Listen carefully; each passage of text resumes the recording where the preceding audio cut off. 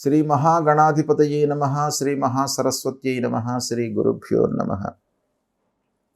2026వ సంవత్సరంలో ధనుస్సు రాశి వారికి సంవత్సర గోచార ఫలితం ఎలా ఉందో తెలుసుకుందాం.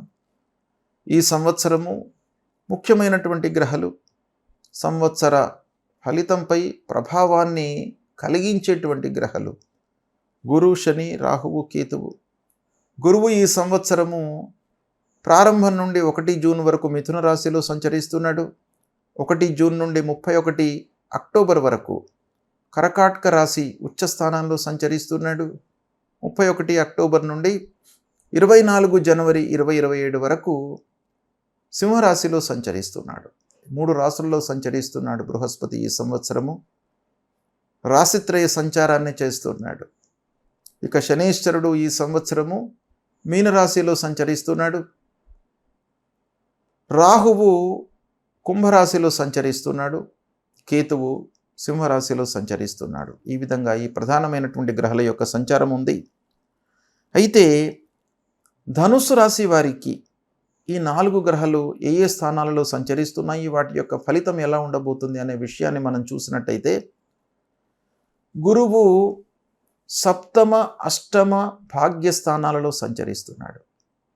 సప్తమ స్థానం అనుకూలంగా ఉంటుంది, అష్టమ స్థానం ప్రతికూలంగా ఉంటుంది, భాగ్యస్థానం మళ్ళీ అనుకూలంగా ఉంటుంది. అంటే గురువు యొక్క ప్రభావము అనుకూలత ఎక్కువ ఉంది. మధ్యన 1 జూన్ నుండి 31 అక్టోబర్ మధ్యకాలంలో అష్టమంలో ఉన్నాడు. మిగతా మొత్తం కూడాను సప్తమ భాగ్యస్థానాలలో సంచరిస్తున్నాడు. కాబట్టి గురువు యొక్క అనుకూలత ఎక్కువగా ఉంది. ప్రారంభంలో సప్తమ స్థానంలో ఉన్నాడు 1 జూన్ వరకు.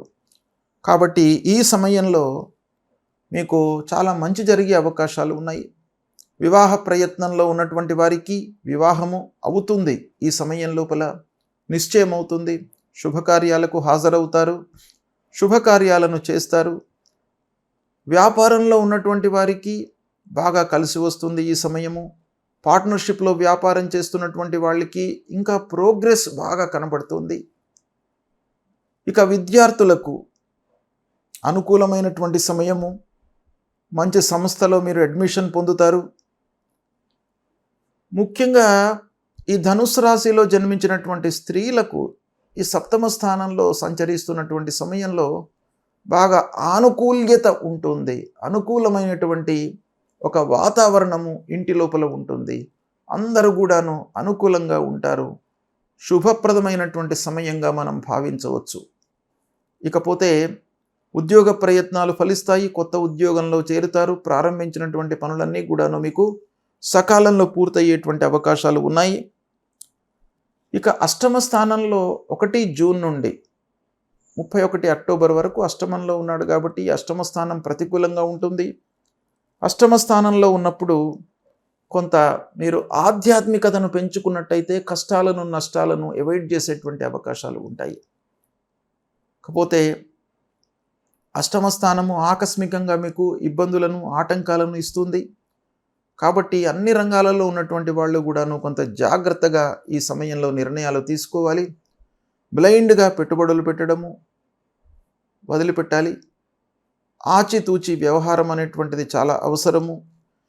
ఇక 31 అక్టోబర్ నుండి సంవత్సరాంతం వరకు కూడాను భాగ్యస్థానంలో బృహస్పతి సంచరిస్తున్నాడు. ఇది చాలా అనుకూలమైనటువంటి సమయం. ఈ 9వ స్థానంలో గురువు సంచరించడం మూలకంగా మీకు బాగా అదృష్టం కలిసి వస్తుంది. మీరు ఎఫర్ట్స్తో పాటుగా మీ నైపుణ్యమే కాకుండా మీకు భగవంతుడి యొక్క అనుగ్రహం కూడాను ఈ సమయం లోపల లభిస్తుంది. ఉద్యోగ ప్రయత్నంలో ఉన్న వారికి ఉద్యోగం లభిస్తుంది. కొత్త ఉద్యోగంలో చేరుతారు.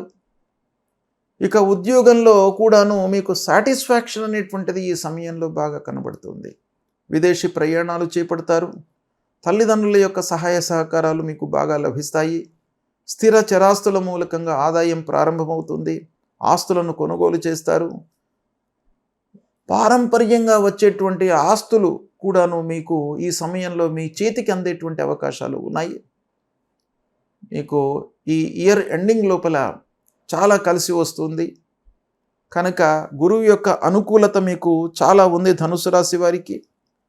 అయితే ఇదే సమయంలో అర్ధాష్టమ స్థానంలో శని సంచరిస్తున్నాడు. ధనుస్సు రాశి వారికి 4వ స్థానంలో శని సంచారం ప్రతికూలంగా ఉంటుంది. 4వ స్థానంలో సంచారం మూలకంగా కొంత మానసికమైనటువంటి ఇబ్బందులను ఎదుర్కొనే అవకాశాలు ఉన్నాయి. తద్వారా ఇంటి లోపల అనవసరమైనటువంటి చర్చలు, మీరు అనుకున్నది ఒకటి అవుతుంది ఒకటి అనేటువంటి ఒక భావనలోకి మీరు వెళ్ళిపోతారు. ఊహించిన వాటికి విరుద్ధంగా కొన్ని పనులు జరిగే అవకాశాలు ఉంటాయి ఇంట్లో. కాబట్టి మానసికంగా మీరు ప్రెషర్లోకి వెళ్తారు. కనుక మీరు దీన్ని అధిగమించడానికి ఏం చేయాలి? పనులను నిర్ణీత సమయంలో పూర్తి చేయాలి. ఎక్కువ ఊహించుకోకూడదు, తక్కువ ఆలోచించాలి. ఇలాంటివి కొన్ని మీరు పెట్టుకున్నట్టయితే ఈ అర్ధాష్టమ శని మూలకంగా కలిగేటువంటి దుష్ప్రభావం దూరమవుతుంది.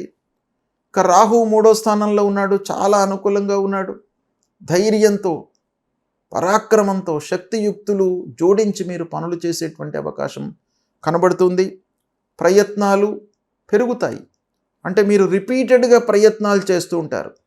ఒక విషయం లోపల మీకు అనుకూలమైన ఫలితం రాకపోయినప్పటికీ దాన్ని వదిలిపెట్టకుండా మీరు కంటిన్యూస్గా దాని వెంబడి ఉంటూ ప్రయత్నాలు చేయడం మూలకంగా మీకు ఒక స్టేజ్లో మంచి ఉన్నతి, సత్ఫలితం పొందేటువంటి అవకాశాలు ఈ రాహు మూలకంగా కలుగుతాయి. కాబట్టి రాహు మీకు చాలా సపోర్టింగ్గా ఉన్నాడు. ఈ సంవత్సరం 3వ స్థానంలో ఉన్నాడు. ఇక కేతువు 9వ స్థానంలో ఉన్నాడు. కేతువు 9వ స్థానంలో ఉండడం మూలకంగా కొన్ని ఇబ్బందులు ఉంటాయి. అంటే విదేశీ ప్రయాణాలలో కొంత ఆటంకాలు జరిగే అవకాశాలు ఉంటాయి. ఆర్థికపరమైనటువంటి సమస్యల మూలకంగా కొంత ఆలస్యం జరుగుతుంది. ఇక 9వ స్థానంలో కేతువు మూలకంగా కొన్ని పాజిటివ్ పాయింట్స్ కూడా ఉన్నాయి. ఏంటంటే ఆధ్యాత్మికత మీకు బాగా పెరుగుతుంది. గురువులపైన, తర్వాత ఆధ్యాత్మికవేత్తలపైన మీకు నమ్మకము, భక్తి ప్రపత్తులు బాగా పెరుగుతాయి. దైవారాధన బాగా పెరుగుతుంది. ఈ సమయంలో కేతువు 9వ స్థానంలో ఉండడం మూలకంగా కొన్ని మంచి పనులు కూడాను మీకు కలిగే అవకాశాలు ఉన్నాయి. ఈ విధంగా మనం చూసినట్టయితే ఈ ధనుసు రాశి వారికి ఓవరాల్గా 4 గ్రహాల యొక్క సంచారం మూలకంగా అష్టమ స్థానంలో మధ్యన గురువు, అర్ధాష్టమ స్థానంలో శని, ఇవి రెండు కూడాను కొంత ఇబ్బందిని క్రియేట్ చేసేటువంటి సంచారంలో ఉన్నాయి ఈ గ్రహాలు. అయితే ఓవరాల్గా మనం చూసినట్టయితే ఏం కనబడుతుంది ధనుసు రాశి వారికి ఈ సంవత్సరం అంటే, ప్రయత్నం చేస్తే మీకు విజయం అనేటువంటిది చేకూరుతుంది. మీరు ఎఫర్ట్స్ పెట్టండి, తప్పకుండా మీకు విజయం కలుగుతుంది. అందులో 100% మీరు లాభాలను పొందుతారు, వ్యాపారస్తులు కూడాను అనేటువంటి విషయం మనకు ఇక్కడ ఈ గ్రహస్థితి మూలకంగా తెలుస్తుంది. ఓవరాల్గా మనం చూసినట్టయితే 60% మీకు మంచి ఫలితాలు ఈ సంవత్సరం కలగబోతున్నాయి ధనుస్సు రాశి వారికి. ఇక ధనుస్సు రాశి వారికి ముఖ్యంగా అష్టమ శని, అర్ధాష్టమ శని, అష్టమ గురువు, 9వ స్థానంలో కేతువు, ఈ గ్రహాలకు పరిహారం చేసుకోండి. అష్టమ గురువు కొరకై మీరు దత్తాత్రేయ స్వామి దేవాలయానికి వెళ్ళండి, ఫ్రీక్వెంట్గా దర్శనం చేసుకోండి, దక్షిణామూర్తి స్తోత్ర పారాయణాన్ని చేయండి ప్రతినిత్యం కూడాను. దేవానాంచ ఋషీణాంచ గురుంకాంచన సన్నిభం వందనీయం త్రిలోకానాం తం నమామి బృహస్పతిం అనేటువంటి మూలమంత్రాన్ని ప్రతినిత్యం కూడాను 16 సార్లు చదువుకోండి. ఇక అర్ధాష్టమ స్థానంలో శని సంచారము, అర్ధాష్టమ స్థానంలో శని సంచారం మూలకంగా కొంత మానసికమైనటువంటి ఇబ్బందులు తలెత్తే అవకాశాలు ఉంటాయి. ఇంటి వాతావరణము మీకు కొంత ఇబ్బందికరంగా కనబడుతుంది. కనుక దీన్ని అధిగమించడానికి ఆంజనేయ స్వామిని కొలవండి. హనుమద్ దర్శనం మూలకంగా మీకు భయాందోళనలు దూరం అవుతాయి. కాబట్టి ఆంజనేయ స్వామి దేవాలయానికి వెళ్ళి ఒక్క క్షణము ఆ స్వామివారి ముందు నిలబడి, మనోజవం మారుతతుల్య వేగం జితేంద్రియం బుద్ధిమతాం వరిష్టం వాతాత్మజం వానరయూత ముఖ్యం శ్రీరామదూతం శిరసా నమామి అనేటువంటి ఈ మంత్రాన్ని చదివి నమస్కారం చేసుకోండి. ఆంజనేయ స్వామి మిమ్మల్ని కాపాడుతాడు, అన్ని రకాలుగా మీకు మంచి ఫలితాలను ఇస్తాడు. మీ లోపల భయం లేకుండా, మానసిక ఇబ్బందులకు గురి కాకుండా మిమ్మల్ని కాపాడుతాడు. విఘ్నేశ్వరుణ్ణి పూజించండి. తద్వారా మీకు ఆటంకాలు లేకుండా ఉంటాయి. ఇవి ఆచరించినట్టయితే ఆ గ్రహాల మూలకంగా కలిగేటువంటి దుష్ప్రభావము దూరమయ్యి భగవంతుడి యొక్క అనుగ్రహం మూలకంగా మీకు మంచి ఫలితాలు కలిగే అవకాశాలు ఎక్కువగా ఉంటాయి. కాబట్టి ఈ భగవంతుణ్ణి ఆశ్రయించండి, భగవద్ దర్శనం చేసుకోండి. తప్పకుండా మీకు శుభ ఫలితాలు కలుగుతాయి. శుభం.